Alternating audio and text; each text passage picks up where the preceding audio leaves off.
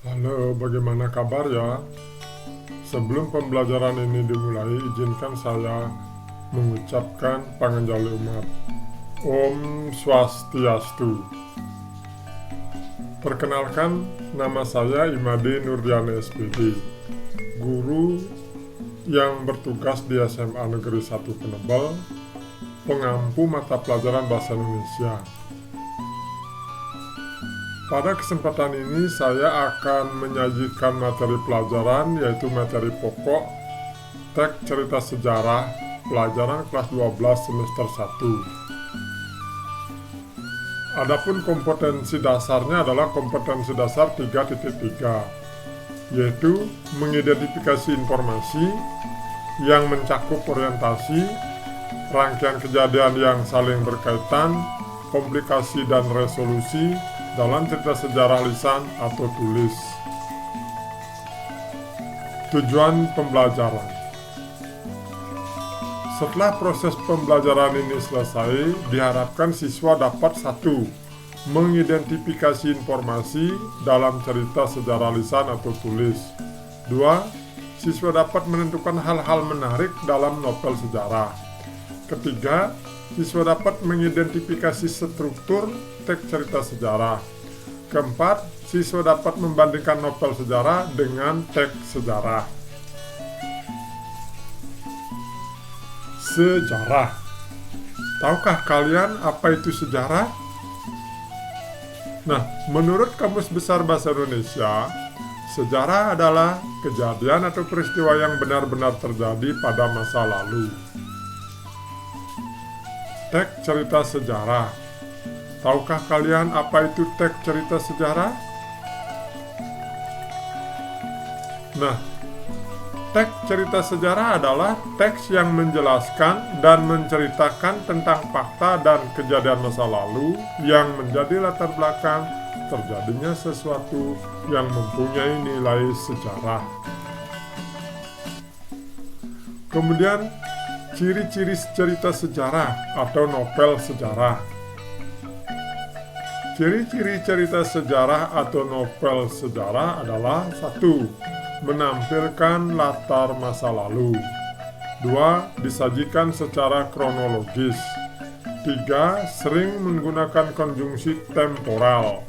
4. Isinya dapat berupa fakta, dapat juga berupa fiksi dengan latar cerita berupa fakta.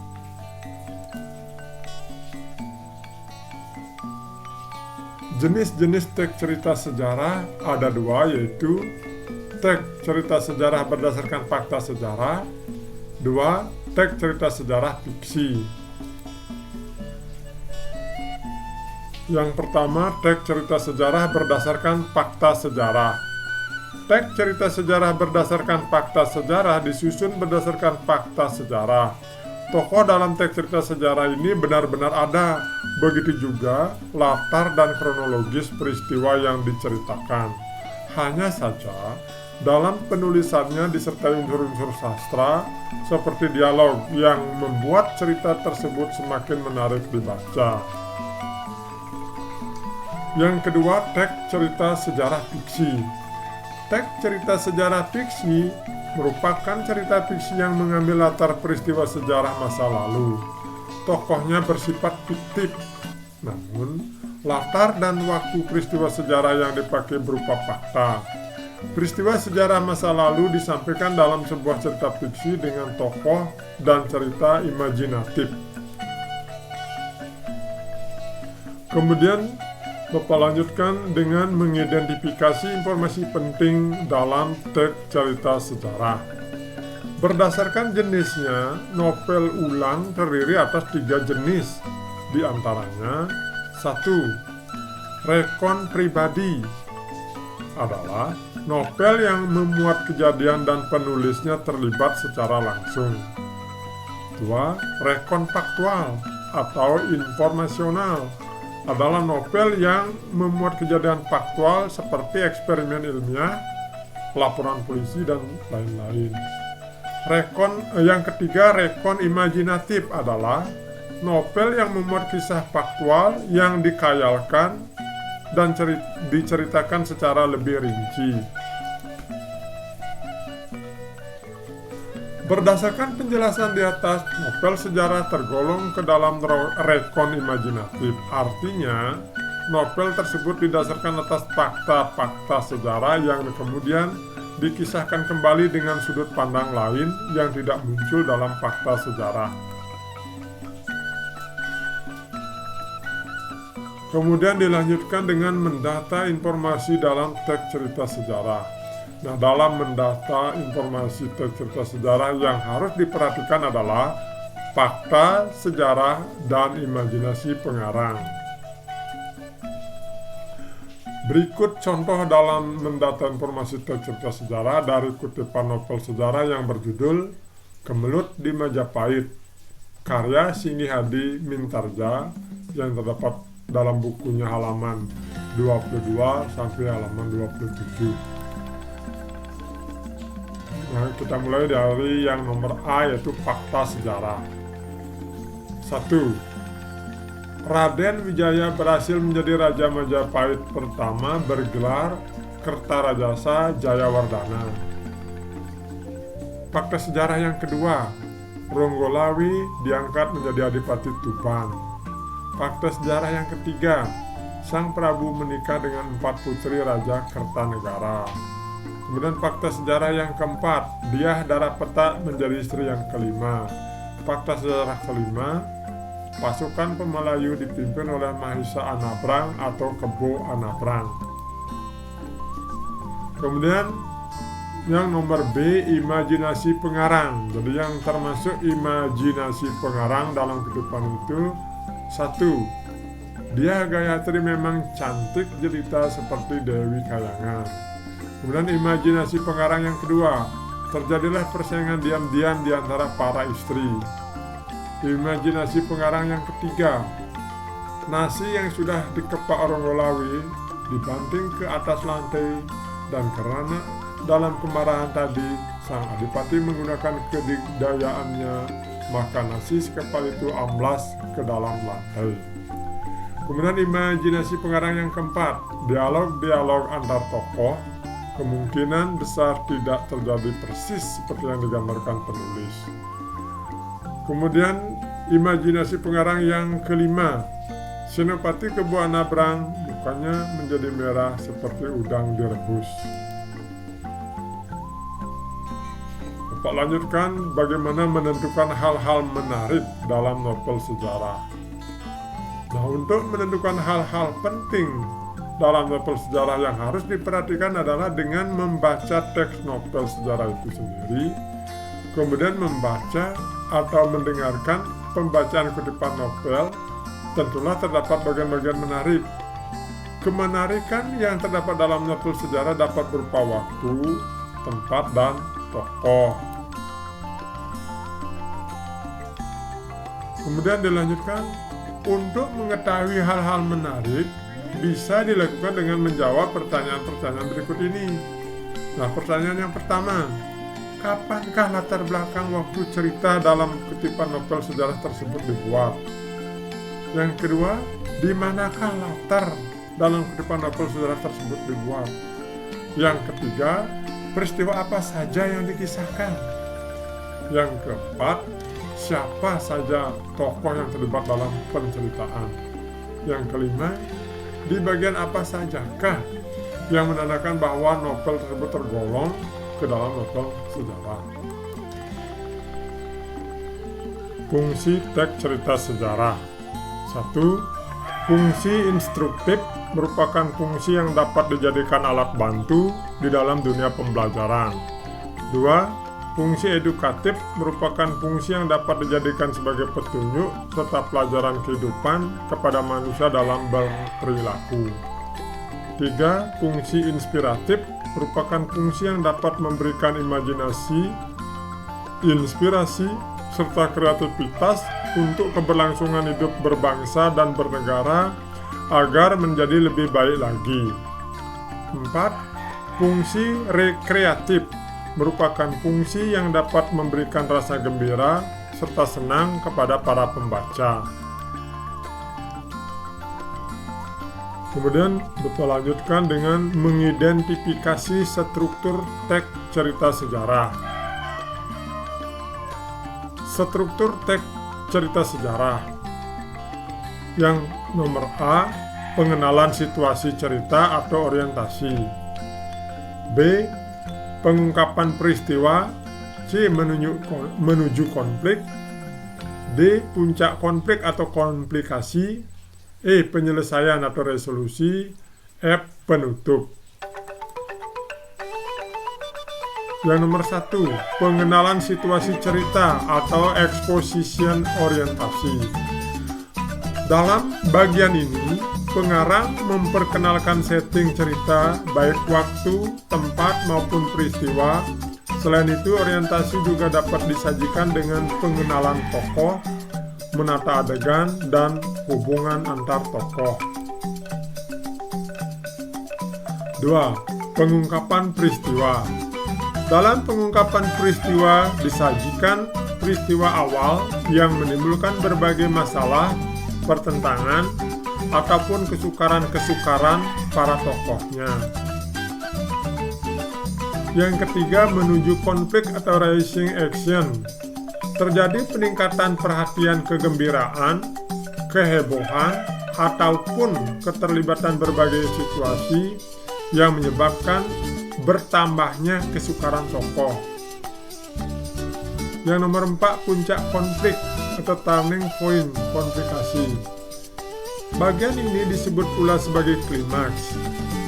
Inilah bagian cerita yang paling besar dan mendebarkan.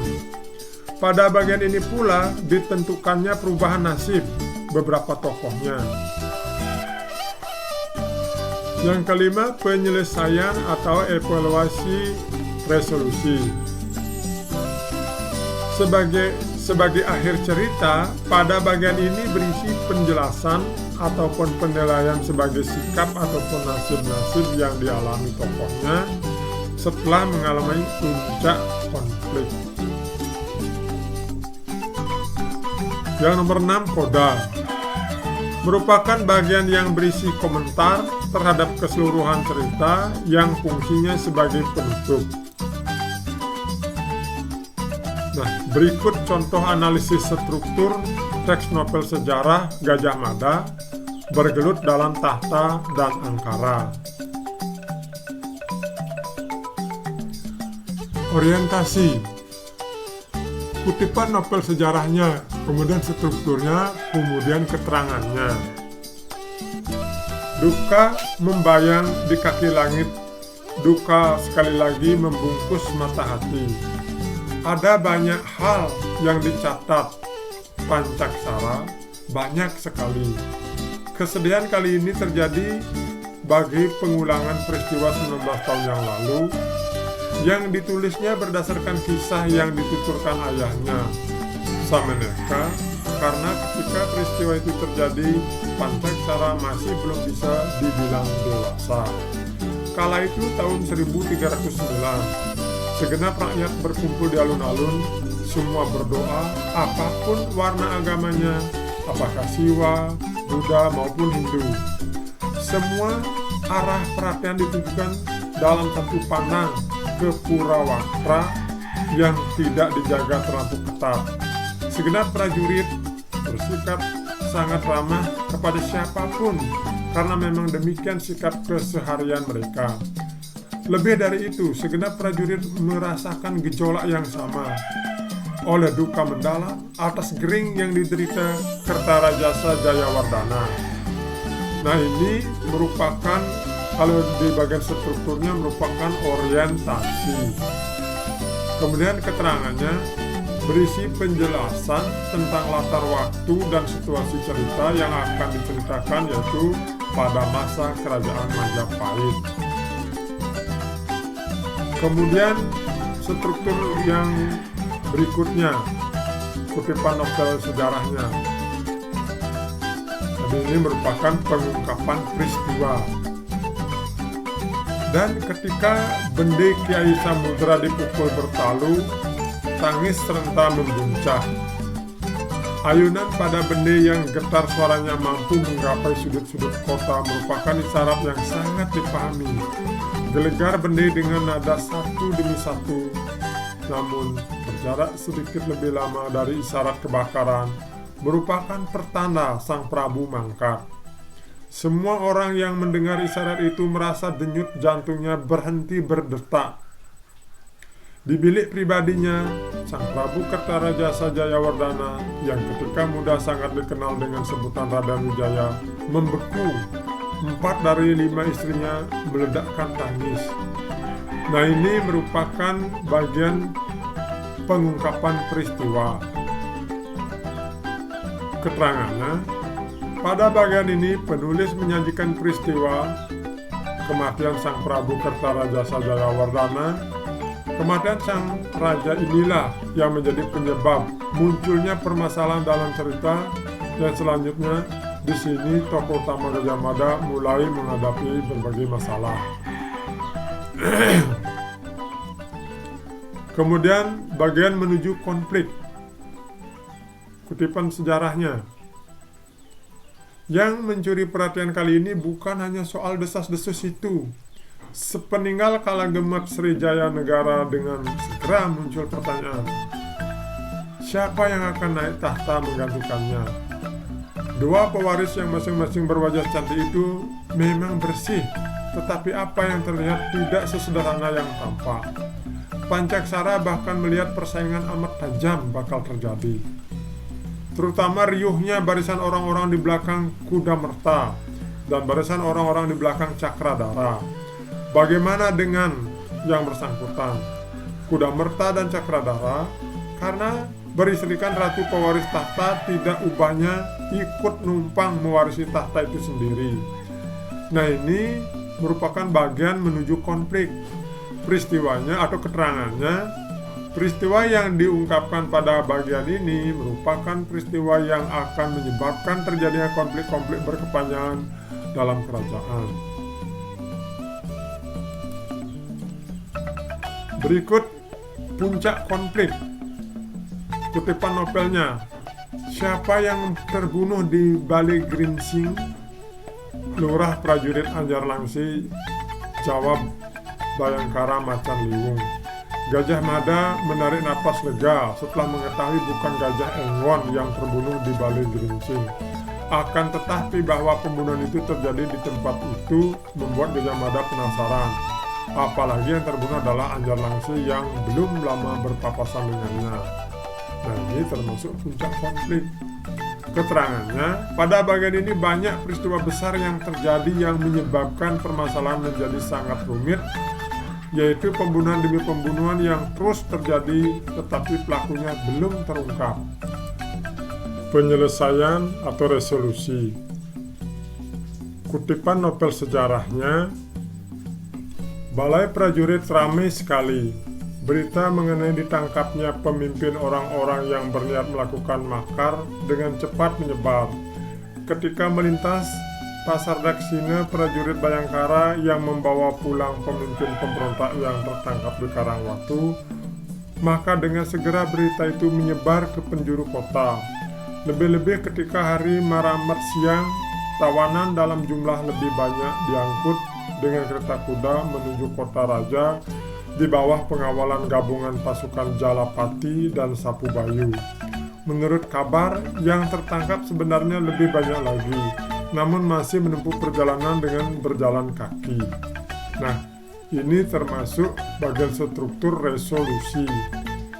Nah, keterangannya, penyelesaian permasalahan atau konflik di Kerajaan Majapahit dilakukan tokoh utama Gajah Mada dengan menangkap semua pelaku kerusuhan.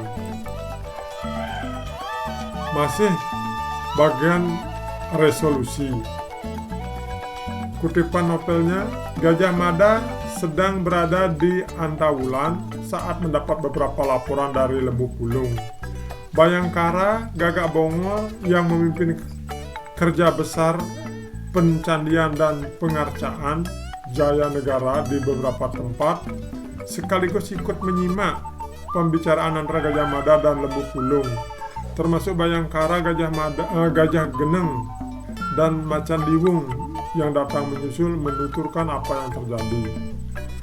Nah, keterangannya, penyelesaian permasalahan atau konflik di Kerajaan Majapahit dilakukan tokoh utama Gajah Mada dengan menangkap semua pelaku kerusuhan.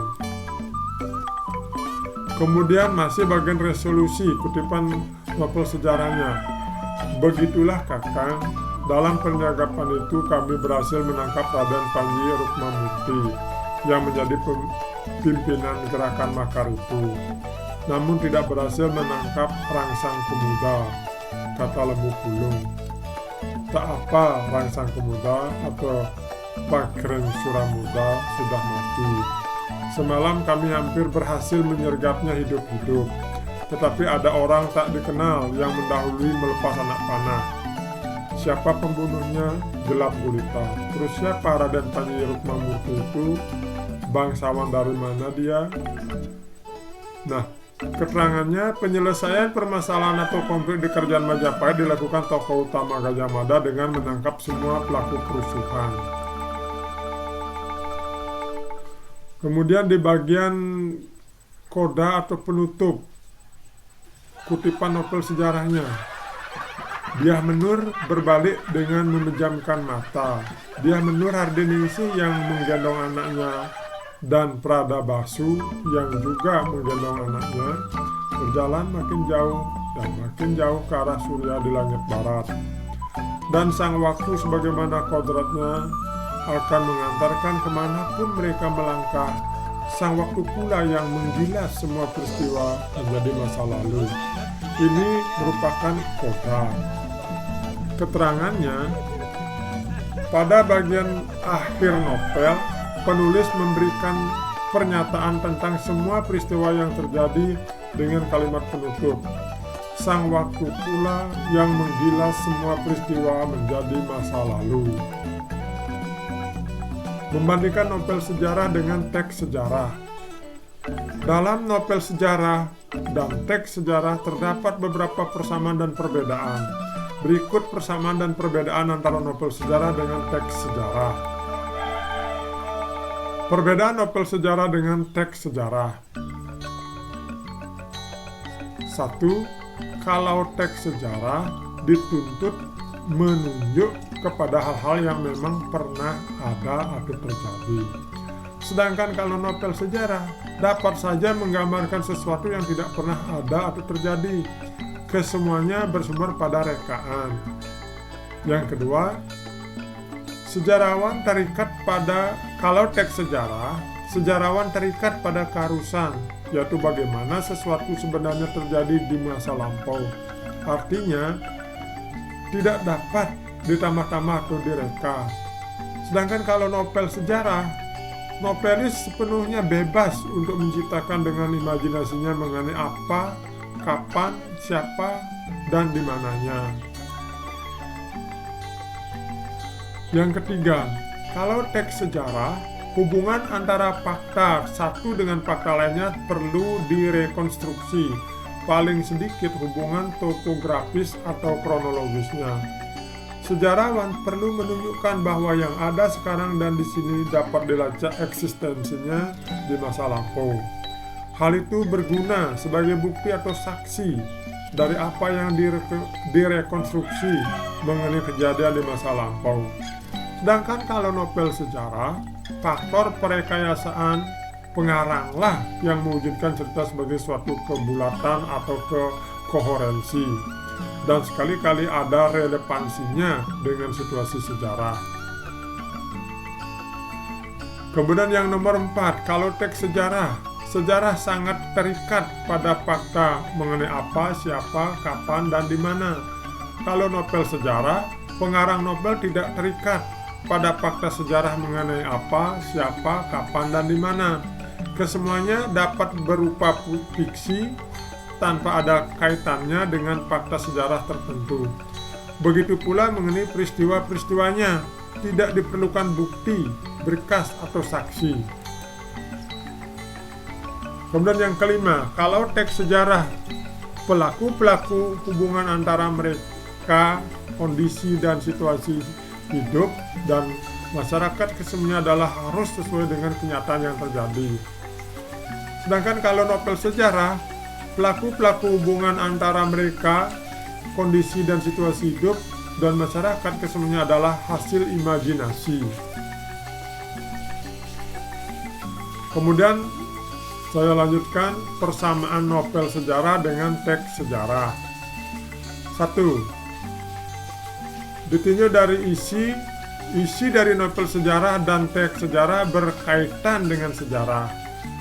2. Informasi pada novel sejarah dan teks sejarah berdasarkan pada fakta. Nah, dari pembelajaran tadi atau dari proses pembelajaran tadi dapat saya simpulkan apa yang kami sampaikan tadi, yaitu 1. Mengidentifikasi informasi dalam cerita sejarah lisan atau tulis. Jadi begitu juga yang nomor 2, kesimpulannya sudah dapat menentukan hal-hal menarik dalam novel sejarah. Nomor 3, bagaimana mengidentifikasi struktur cerita sejarah. Kemudian kesimpulan yang nomor 4, sudah kami dapat membandingkan novel sejarah dengan teks sejarah. Nah, demikianlah tentang pembelajaran dengan materi teks cerita sejarah yang dapat kami sampaikan. Semoga dapat dipelajari dan bermanfaat bagi anak-anak semuanya. Terima kasih. Saya akhiri dengan Paramasanti. Om Santi Santi Om.